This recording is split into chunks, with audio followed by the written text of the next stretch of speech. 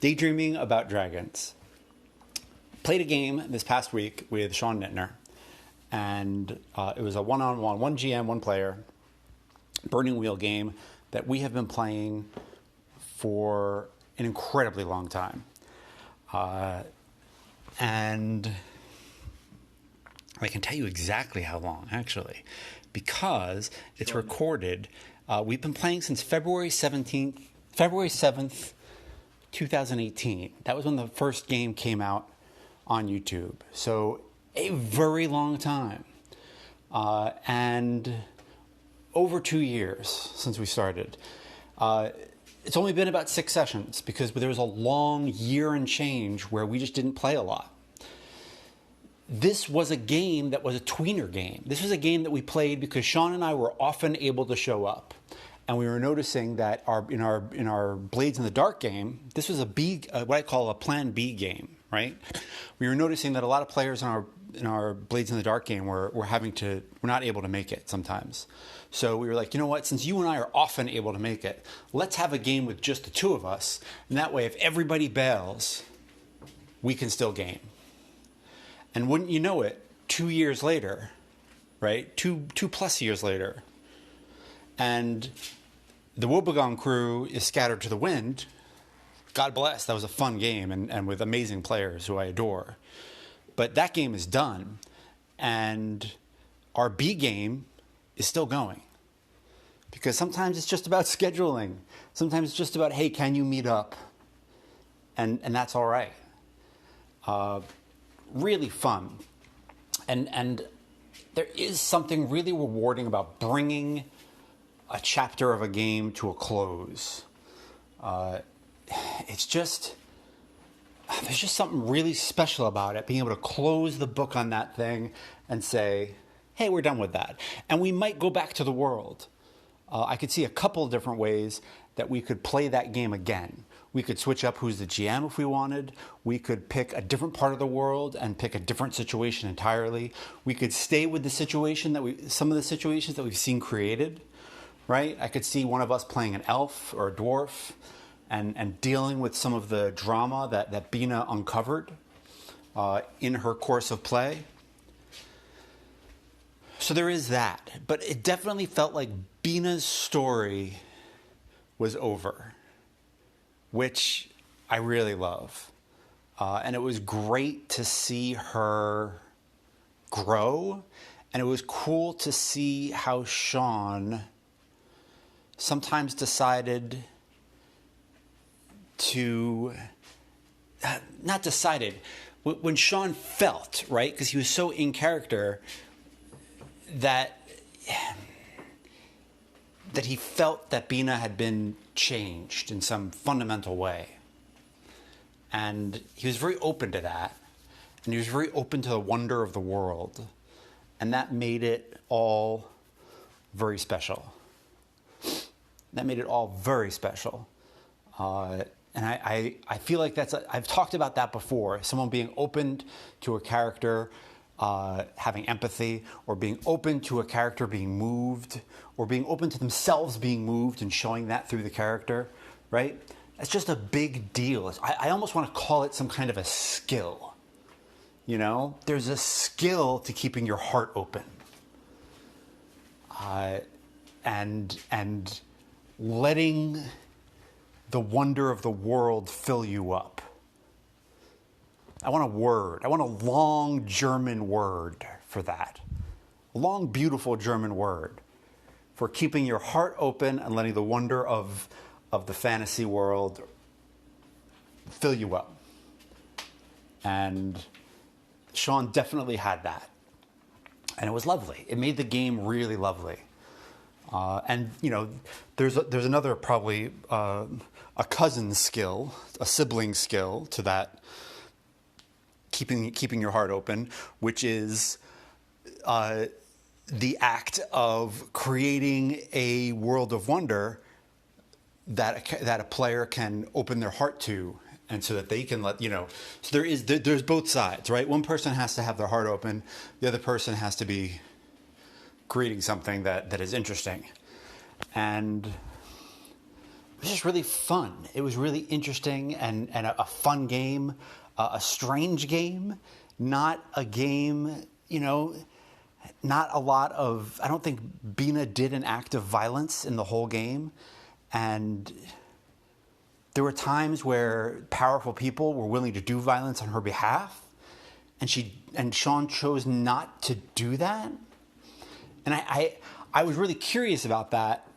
And I thought it was really amazing. And so I had another character ask about it. I was like, hey, there was this badass elf called the Fell Nightingale. And she was like, hey, if I was going to kill one of the dwarves to try to end this war, which dwarf would I kill? And there totally was one dwarf in particular, right? There was that one dwarf who was absolutely the one to kill. And Sean was like, no, don't kill anyone. And she could have probably ended the war, right? Maybe not. Maybe it would have hardened everybody. Maybe it would have just gotten everybody to gear up and there would have been no way to end the war. That's very, very possible. I'm totally, yes. Violence begets violence. Absolutely. I'm with them on that. But I don't know. It was really interesting. You don't see that often. That there's that Gandalf line where Frodo is like, we should just kill Gollum, and Gandalf was like, well, who gets to decide that? You want to decide who lives and dies? I believe the exact line is, do you want to decide who lives and dies, motherfucker? Is that your job? I'm pretty sure that's the exact quote. Pretty sure that was it. But that was sarcasm. So it was cool to see that in game. It was cool to see Mercy win. Loved it. And it's not like Mercy won right away, right? Mercy won eventually because Sean was smart with his dice and played a smart strategic game and did it in the end. And I just loved that. I love that the dice fell that way. Mercy doesn't always win, as I think our world often shows us. But to see it in a story was really beautiful. So, I don't know, there's just something, I love this hobby all the time, but I particularly love this hobby in the week after a campaign ends. There's this very special afterglow that happens where I'm just thrilled to be a part of this, right? There's also something very special when a campaign is really steaming along. You've got a lot of momentum. People are like, oh, when do we get to play next? Like, that's awesome too. I love that. Love that. But there's an end to that. Whereas this afterglow period can just kind of float along. This can last a while. We can just like, oh, this is nice. That game is complete. We can go back to it if we want. But book one is finished. And I love that. I absolutely love that. So good. So, yeah, that's what I'm thinking about. Thinking about Bina Janos. Thinking about my friend Sean Nittner. Thinking about how different our lives are since the 2 years where we started, and what's different now, and everything. Everything's different. Not just because the world is so strange right now, but everything is very different from where it was 2 years ago on February 7th, 2018. And it's cool to use these games to kind of track your life. So another big reason why we got to finish this game that I need to talk about is because we had it recorded. All right? We had like a year and a bit that we just didn't play. And Sean came, and Sean and I both talked, hey, I'd like to get back to that game. I was like, oh, me too. And then we set a date and to actually finish. And I had to go back and re-listen to the games because I knew I liked the game, but I didn't really remember it. And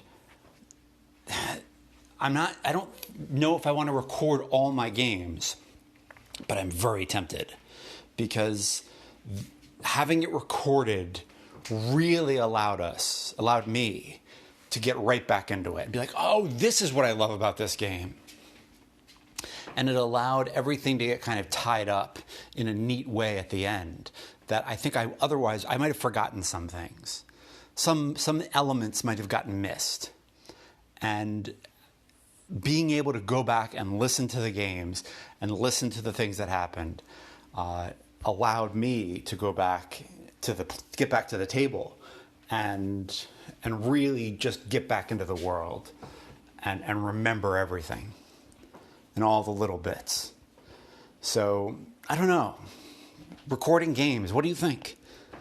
I'm right now at this very shiny afterglow moment. I'm definitely for it because it allowed me to see Bina Janos, or as they call her in the song that no doubt will be sung about her, Bina the Bold. It allowed me to get back and see how she ended up and see how her family was. And I really like that. I really loved that. Thought that was nice. So that's what I'm thinking about. Basking in the afterglow. Tell me about it. Tell me about a game that came to the end and you got to bask in the afterglow for a while. Are you still basking? I would love to hear about how that went, how it ended. Recording games. How do you do it? Are notes enough for you? Can you just look at your notes and jump back in a year and 3 months later? Do you have that? Is your note-taking technique that good? If so, I'd love to hear about it. Or do you like to keep a recorder on the table? Not everyone will be comfortable with that. And I'm not sure it's right for every game. But for this game, it was. So I would love to hear about how you record games and games that were brought to an end that were very satisfying for you. So let me know. Drop me a line.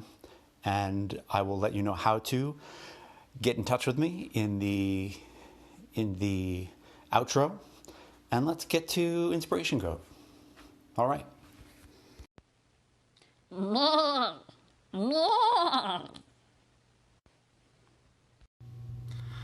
Good one, Inspiration Goat. So I'm thinking about antagonists from a couple of cartoons that I've been watching lately. Starting with Avatar: The Last Airbender, which just went back onto Netflix. So I'm rewatching it. We're rewatching it in the house. So it's Zuko's redemption arc from Avatar: The Last Airbender, which you should totally watch. And then there are antagonists that mirror this kind of thing, not exactly, but in a cool way. In She-Ra and the Princesses of Power, and Kipo and the Age of the Wonderbeasts. All children's cartoons, all set up with the situation where you have an antagonist who is butting heads with the hero, much like antagonists do in role-playing games. And we slowly learn about their backstory, and we learn about the traumas that led them to be in that situation where they're being antagonistic and they're on the wrong side of things, perhaps. And then maybe they turn around, maybe they don't. I don't know how it's all going to shake out yet in all those cartoons. But I think it's a really interesting thing to think about for role-playing games. And there's an element that makes it really easy for that to happen in that in all of those stories, they aren't the biggest evil in the game, right? In all of those stories, there's someone above them who is really kind of beyond redemption. And they are unveiled later in the game, right? Very much like Darth Vader and the Emperor, okay? Darth Vader can gain redemption because, the Emperor is even more evil. If there's a way to measure evil, that's a whole other story. So how can we use that in our games? If nothing else, you can use it when you set up antagonists, when you set up characters to oppose the players, thinking about why they are that way. Why are they doing it? You don't have to tell the players right away. You don't have to tell the players ever. But it can help in creating the situation, in role-playing as that evil, maybe evil, antagonistic character. if they think they're right. And why do they think they're right? And why are they doing this? And what is going on? So, and if it can be really satisfying to end up teaming up with an antagonist, right? Because usually that's someone who you know pretty well, and then having to team up to fight something bigger and badder. That can be pretty interesting. Not always. Not always. There are some things that just aren't forgivable. I definitely started writing fanfic once where Luke made it out of the second Death Star with Vader, and Vader lived. What a mess. What a mess. You want to talk about Rebel Alliance war crimes trial? That's a disaster. But I think an interesting disaster. That's a disaster I'd love to see. So that's the type of stuff I'm thinking about in relation to these cartoons. How we can definitely relate it to our games. And the main thing that makes it gameable is having that bigger villain lurking in the background. And I'm hesitant to do that very often because I want to kind of show. I having a secret bad guy in the background can be vexing. I think it's possible. I think it's definitely possible. I'm sure it's doable. It's not my usual way, but I think it's interesting. I think it's an interesting technique to think about. Looking at these cartoons as a kind of blueprint, and how can we take that and make something interesting out of it? I think even more interesting if the antagonist just becomes a full-on PC that one of the players plays, right? Bring a new player on, or maybe a character is retired, or a character is put to the sideline, or a player takes two characters. I think that's kind of neat. It's kind of a neat idea to have another player take that on. Kind of cool. Kind of very cool. So that's where I'm at. If you've played with that format, if you've had antagonists that end up being on the player's side and they end up teaming up against a bigger evil, I'd love to hear about it. So drop me a line, and I will have more information on how to drop me a line in the outro. Thank you so much for listening. There are a number of ways to support the show. Here are a few of them. You can contact me. That's the easiest way. Let me know how this show, if anything resonated with you, if anything made you nod your head or shake your head or grimace or smile. I'd love to hear about it. Any reaction. As long as you communicate with love and respect, I will communicate likewise back, and I'll put it on a midweek reply show. You can communicate via email. My email is judd.karlman@gmail.com. I'd love to hear from you. You can send me an email with words. You can send me an email with an MP3 attached. You can send me an email with a link to your blog. You can send me an email with a link to your podcast. Whatever form that inspiration takes is awesome with me. You can send me a message through the Anchor app itself. Anchor is the app I use to record these podcasts, and it has a way to kind of communicate back and forth. So you can send me an MP3 through there. You can tweet at me. My Twitter handle is Judd of Cryos with underscores in between the of on either side of the of. Does that make sense? The link is in the show notes, so if you need to just hit a quick link with my Twitter, that's the way to do it. You can tweet at me at Mastodon if you're one of the 2 or 3 people listening who's on Mastodon. However you want to get in touch with me, I would love to hear from you. So drop me a line. The other way to support me is through the support button. Things are so strange right now. If you can't do that, that's fine. But there is a support button. You can purchase one of my PDFs on my itch.io store. That's another way to do it. Whatever you like. If you do that, thank you so much. Right now, the world is strange. Unemployment is at a record high. Don't sweat it. I get it. Please listen. Please game. Please let me know how it's going for you. Okay? Thank you so much. I will talk to you in a week or less, and I hope your summers are going well. I hope your masks are comfortable. I hope that your soap is not making your hands dry. And I hope that you are in isolation with people who are who you adore. That makes sense? Cool. I'll talk to you soon. Have fun at your games.